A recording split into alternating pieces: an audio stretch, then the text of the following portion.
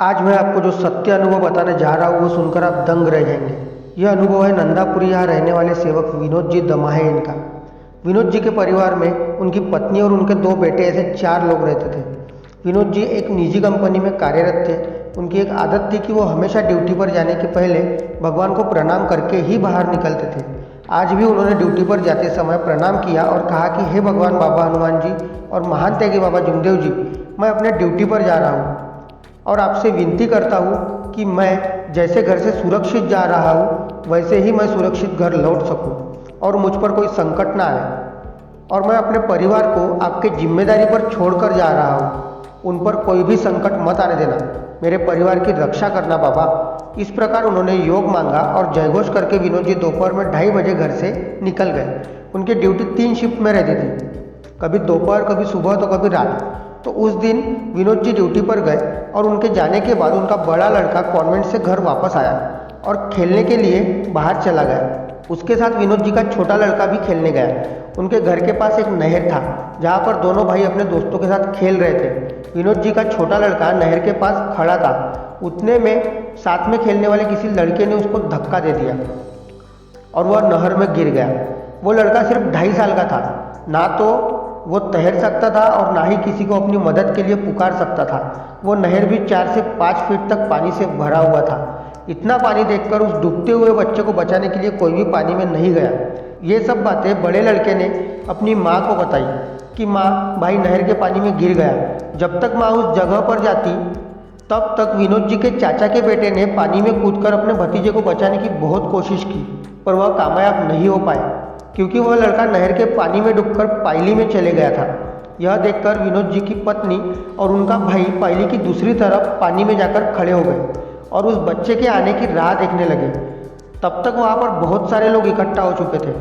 सब यही कह रहे थे कि पायली 15 से 20 फीट लंबी है और उसमें बहुत सारे बड़े बड़े पत्थर, घास, कांटे और कचरा है, क्योंकि अक्सर पायलियों में कचरा जमा हो जाता है और वह साफ भी नहीं कर सकते। इतनी रुकावटों के बीच से आपका बेटा जिंदा वापस आना बहुत मुश्किल है। वो बीच में ही पायली के नीचे फंस जाएगा, आप पानी से बाहर आ जाइए। लेकिन वो एक माँ थी और माँ तो माँ होती है, वो वहाँ से हटती ही कैसे। और उनको अपने भगवान पर पूरा भरोसा था। वो भगवान से विनती कर रही थी कि हे भगवान बाबा हनुमान जी, मेरे बेटे को सही सलामत मेरे पास भेजिए। और भगवान का चमत्कार देखिए दोस्तों, उनका बेटा पायली से बाहर आता हुआ उनको दिखने लगा। और वैसे ही विनोद जी के भाई ने लड़के के बाल पकड़कर पायली से बाहर खींचा और पानी से बाहर निकाल लिया। उस बच्चे को बाहर निकालने के बाद उसके शरीर से पानी निकालने की बहुत कोशिश की गई। उसका पेट दबाया, उसको उल्टा लेटाया, पर उस बच्चे के नाक मुंह से पानी की एक बूंद भी नहीं निकली।